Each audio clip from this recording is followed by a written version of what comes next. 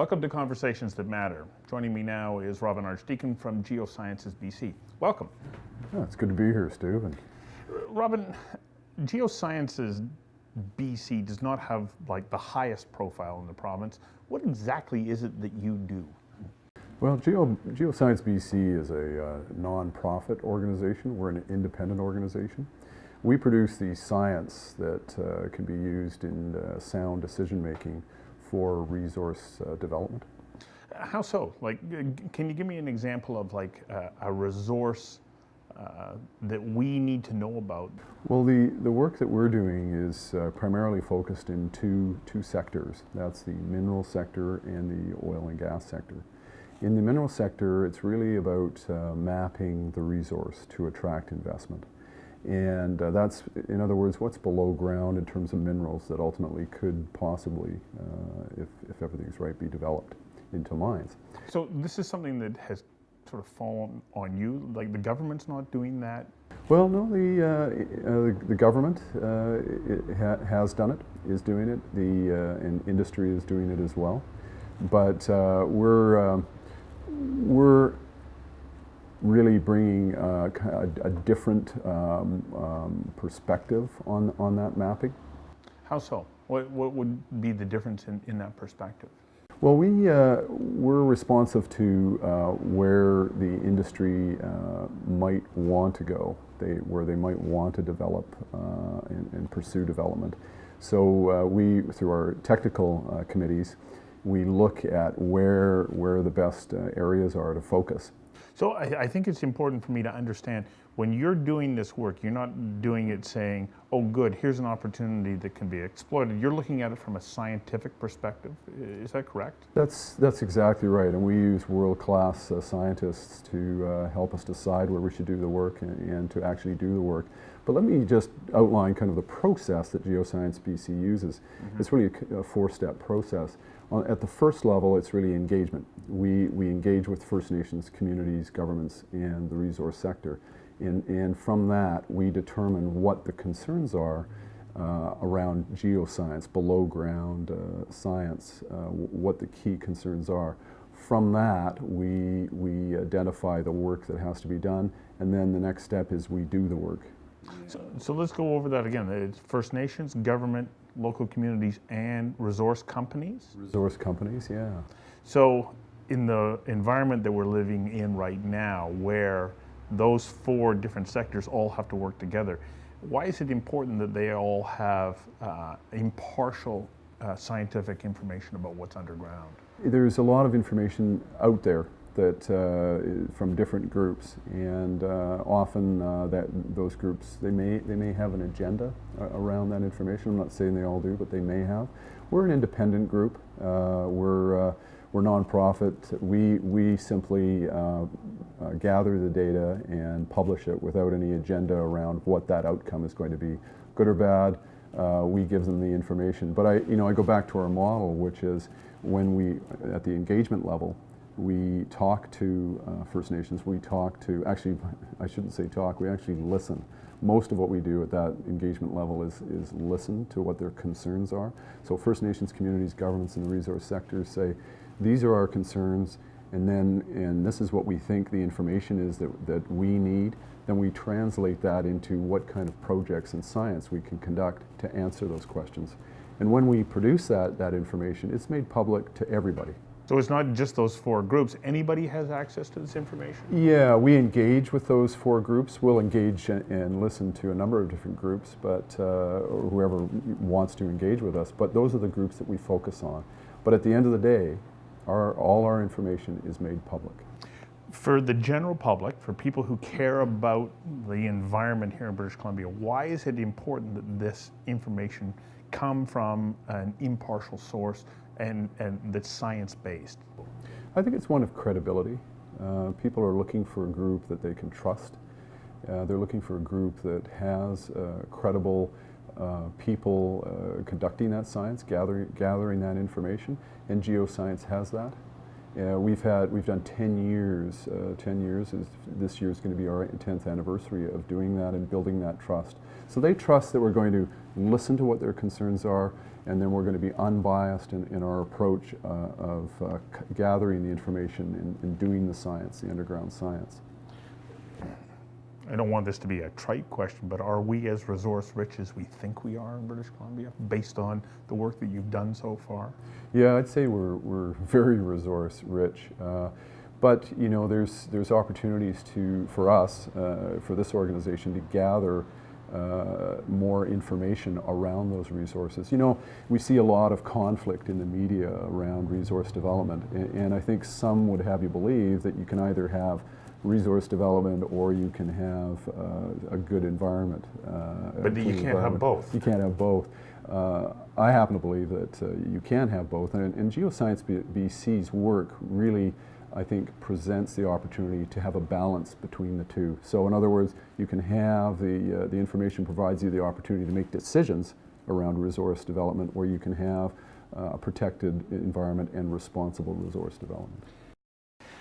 Do you play a role in establishing what would be an environmental baseline before a project starts? In some cases we do, yeah. In some cases we do. For example, in the oil and gas side of things, we're gathering information on water location, horizontally, vertically, as well as water quality. We'll establish baseline information, for example, in the northeast of BC, the Horn River area, where we've got a 3-year project that was working with First Nations to gather water quality information, so acting as a baseline. Water is actually a very interesting issue, especially when we start to look at the energy sector. I think that it's been fairly well established that we've got an abundance of natural gas, but a component in being able to harvest or extract that gas is water. Do we have enough water? Well, you know, through our engagement in listening to all the different groups, we like to say the top 3 concerns that we hear are water, water, water. There is a lot of water, but there's different kinds of water available, and in different parts of the ground. What kinds of water are there? Well, there's surface water, there's a shallow aquifer, so shallow just below the surface water, and then there's very deep water. And as you get down deep into the ground, into the thousands of feet, as you get down there, that water, the saline, the salt content gets quite high. So that water is what we call non-drinkable water. Mm-hmm. And as you get to the surface, you have surface water, or water that we consume, we drink. That's not the water that we want to use in the energy sector, the water that we drink. Right. So our research, or the work that we do, is targeting mapping where that water is geographically and sort of vertically, so that we understand, okay, where is the, you know, we know where the surface water is, you can see it. Where are the shallow aquifers? That may be drinking water as well. And then, so you're also determining what kind of water it is. Yeah, that's right. You can location tell and quality. Mm-hmm. You can tell through the work that we do what that water is going to consist of, if it's going to have a high salt content. And that water, the deep down saline or salt water that's well below the surface, thousands of feet, is not water that would ever be used for drinking. Really, the only industry that's going to use that water would be the oil and gas industry. So if we can map that out, if we can determine where that water exists, then the industry can tap into that and use less drinking water. So we had David Keane from the LNG Alliance on recently, and he said that the energy sector right now is using only about 1% of the available water. Is he right about that? Yeah, that's correct. Those are the numbers that I understand. Only 1%? We have that much water? Yeah, there's a lot of water, but it's usable water. Well, but I think you have to distinguish between drinkable water mm-hmm. and non-drinkable water, and really the industry needs to and wants to, is working towards using non-drinkable water. We've heard lots of concerns through our engagement with First Nations that, you know, I remember being on a bus with on a tour with a local farmer, and he had concerns about water use by the oil and gas industry, and everyone has their concerns mm-hmm. About that, because it's valuable. So what we're working on is looking for those saline water areas below the surface so that the industry can use that water instead. Is that water reusable for the purposes of energy extraction? It is, yeah. So it's not wasted, it's not a one-time use? No, where they can, they're getting more and more towards reusing the water. So in the past, they may have used the water and then disposed of the water. Now they're getting into, where they can, they're getting into reusing that water. And some of the work that we've done has resulted, for example, in the Northeast, there's been about $100 million spent on investing in water treatment plants so that the industry can take up water from the saline water, the non-drinkable water, treat that water so that they can use it in gas extraction. And then reuse it. And reuse it. When it comes to hydraulic fracturing, you need that water, don't you? Oh yeah. Hydraulic fracturing uses significant amounts of water, so they need that water.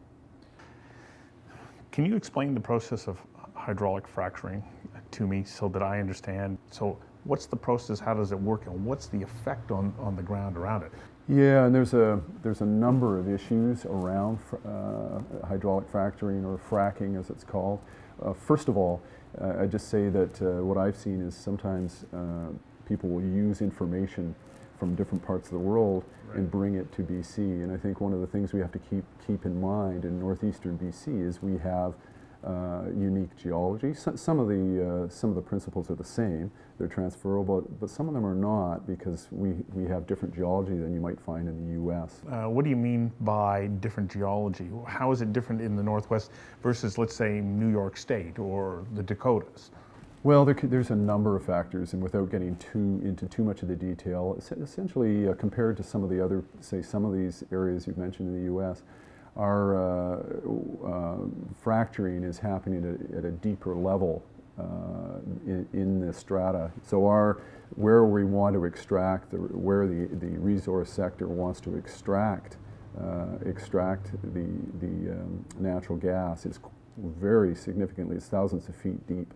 And so it's well away from where you might have aquifers or the drinkable water area. You're talking about here in British Columbia? Yes, in northeast BC. Because I understand if you go to New York State, they're actually doing fracturing much closer to the surface. That's right. And it's a different soil composition, different rock formation than what we would have here. That's exactly correct. And whenever you transfer information from a different area, you have to be careful that you know what you transfer, because you might be dealing with a different situation. And our geology is quite different in northeast BC. But I think the important point for Geoscience BC, all of us, and frankly Geoscience BC, is we can do the work to really determine where the water is, where the fracturing might take place, and give people the confidence that information is credible and sound, and then they can make the decisions make whatever decisions they're going to make around fracking. So when it comes to hydraulic fracturing, they've already tapped a well, and so they know that there is a gas resource there. So they've already drilled through the surface, found the source, and now they're pumping high pressure water in to force that gas out. Do I have that correct? Essentially, that's right. The geology is very tight. The rock is very hard, so it's difficult for the natural gas to get out. So by putting the water down into these layers of shale, they can break it up. Then you're going to get more natural gas out. Now, this is where I think people start to get concerned. Are you not then starting to create fractures within the geology of the area, and will it not create some kind of seismic event? Yeah. Because this is what we're hearing. Is that the case? Well, that's another concern is around earth movements, or sometimes called seismicity. So there's a few issues there. Mm-hmm. One of them is in terms of seismicity. There is some associated, or earth movement associated with the fracking that they do. These small, sort of tiny explosions that they do to break up the strata.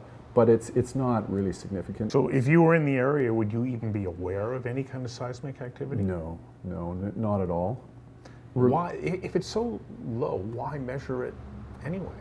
Well, the industry wants to, they don't want to, as I understand it, of course, they don't want to they don't want people complaining and having house rattles. So how their house is rattling or their windows rattling, people get disturbed by any kind of movement, and fair enough.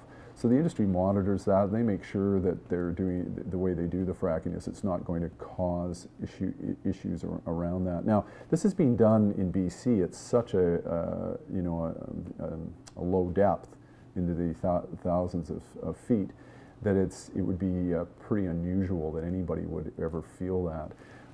We're fortunate in BC that it's very well regulated, and it's unusual that you would get a situation where people would actually be feeling that.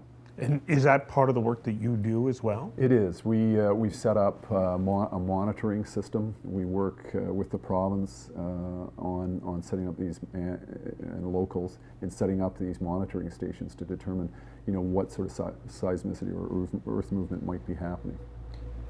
I guess I want to come back and be clear about the fact that you're not doing this particularly for industry, that this is research that's available to anybody. That's right. So, from your perspective, is it important that people are questioning the science, that they're wanting to know the facts? What are the benefits to us that we're being pressed to come up with accurate information? Well, I think people need to have a source of credible, frankly, independent information, information they can trust. There's a lot of information out there, and with the internet nowadays, you can get information from just about anywhere, and they look to credible sources of scientific information, and Geoscience BC has that, can give them that information. We work with internationally recognized consultants to do the work. Are you pretty excited about the resource future in British Columbia based on what you know now? I am. I think one of the great things about BC is that we have an abundance of resources, and we also we have a regulatory regime relative to the rest of the world that's pretty good. And I think that as a user of resources myself, I'd like to see resources that come from a responsible jurisdiction. And so, as being part of the overall building blocks about being able to manage, extract, and benefit from the resources in BC, how important of a role do you believe that you're playing? I'd say very important. It's people are anxious to speak to us and to get our perspective. Sometimes we get drawn into discussions because they know that we're credible, they know that we're independent. Are you getting those same questions from the resource company and maybe environmental groups who are saying, hang on a second, we want to protect this resource? Well, where we get most of our questions are, it comes from First Nations, it comes from local communities, and those are where we get most of that sort of question. Because they're the people who are most directly affected by any kind of development in the region. That's right, that's correct. And I think the resource sector looks to us to do work because they know that they can also refer to our work. Their concerns are a little bit different. They of course want to develop the resource, and they want to make sure that people generally have information that's credible, and that information that they'll be able to make sound decisions based on. Okay, well, what about the environmental groups who hold themselves out there as being, the watchers of our environment? Are they coming and reviewing your science as well? Well, I expect they are too. Our information is public. To be frank, haven't had a lot of engagement with those groups, and I'm sure it'll come, and they no doubt have examined our information. And we welcome any engagement with them as well. I believe that we need science to give us that baseline, to give us the kind of information that allows us to make informed decisions. Carl Sagan, I believe, said that we've developed a society that is utterly dependent on science and technology, and at the same time we've developed a society where most people know virtually nothing about science and technology. How do you take the work that you do and make it so that the average person can understand it? Well, that's a Because that is part of the trick, isn't it? Because otherwise you can get people who will say, well, I read the science and it says this. yeah, and that's something that we're actually working on. You've identified really a key issue. All the science in the world is not going to do the average person sort of directly much good unless they can understand it, right? Right. We depend on scientists and professionals to interpret that. Having said that, we're working on communicating the results that we find in a simpler way, making sure that people can understand it in a non-technical crowds can understand what is going on, and the information that we have, it makes sense to them. Mm-hmm. Well, I am thankful that you're there because I believe that it's very important that we have that credible source of information. Thank you. Yeah, there's a lot more work to do. I think one of the things that I see well, I can't imagine what it would take to map this province from a geoscience perspective. It's an ongoing job. It is, and you look at the size of BC, it's huge, and the resources that are out there. And we've done a good job of mapping BC ecologically. We pretty much know all the ecology of BC, but in terms of, say, water, for example, there's still a lot of work to do, mapping out where the water is, what the quality is, and so on. In terms of the mineral side, back to that, it's mapping out where the best mineral sources are in BC. There's a lot of work still to be done. So, we're at our 10-year anniversary this year, I mentioned earlier, but I'm looking forward to another 10 years of the same work. There's certainly more than enough to do. Okay, I'm literally over time, but I can't help but ask the question about geothermal. Do we have the resources to extract geothermal, and or is it accessible? Well, that's what we're working on. We're working on mapping the resource, and then working on an economic level to bringing in the economic piece. So stage one, which is what we've done in BC, is map geothermal where it exists, which is great. You need to know where the potential for it is, because it doesn't exist everywhere, or at least there are key areas. You can't just drive a hole down into the ground and go, et voila. Well, you could, but generally I'd say no. But the other piece then is, okay, once we know where it is, the next important step is to say, okay, where can it be economically developed? And that's a piece we're working on right now, and we expect to have the results of that and a map for BC around that. Yeah, How long shortly. do you think that'll take? Well, we're looking at within, for what we're doing, probably within the next year. Well, we'll look forward to those results. Thank you very much. Thanks. Pleasure.